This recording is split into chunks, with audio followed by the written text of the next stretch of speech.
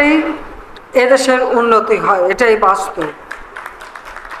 আওয়ামী লীগের নেতাকর্মী নিয়েই জাতির পিতা বঙ্গবন্ধু শেখ মুজিব যুদ্ধ বিধ্বস্ত বাংলাদেশ গড়ে তুলে স্বল্প সময়ের মধ্যে স্বল্পোন্নত দেশ হিসাবে এই বাংলাদেশকে গড়ে তুলেছে। এই আন্দোলন সংগ্রামের মধ্য দিয়েই আমরা গণতন্ত্র অর্জন করতে পেরেছি, যার ফলে আজকে বাংলাদেশ এগিয়ে যাচ্ছে।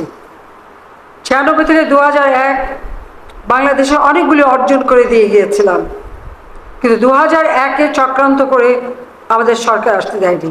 2001-এর নির্বাচনের কথা যদি কারো স্মরণ থাকে, সেই সময় তো কেউ ভোট দিতেই পারেনি, আমাদের নেতাকর্মীরা কাজ করতে পারেনি, তারপরেও রেজাল্ট পরিবর্তন করে আমাদেরকে হারানো হলো।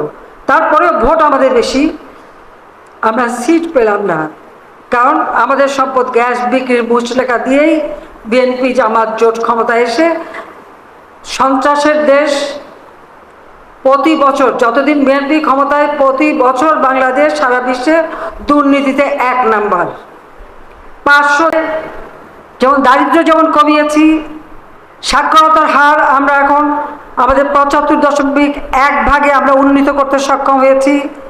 যে মানুষের আয়ুষ্কাল বোধহয় কত 68 বছর, এরকম 58। 2008-এর বাংলাদেশ কি ছিল আর এখন 2023-এর বাংলাদেশ কোথায় আছে, এই তুলনাটা যদি একটু বিবেচনা করেন তাহলে এই পরিবর্তনটা আপনারা দেখতে। স্বপ্ন ক্ষুধা দারিদ্র্যমুক্ত উন্নত সমৃদ্ধ দেশ ইনশাআল্লাহ আমরা গড়ে তুলব।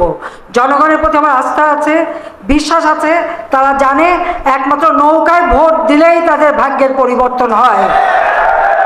নৌকায় ভোট দিয়ে স্বাধীনতা পেয়েছে, নৌকায় ভোট দিয়ে উন্নত জীবন পেয়েছে, তারপরে সেইভাবে দেশের মানুষকে রক্ষা করা এদের করার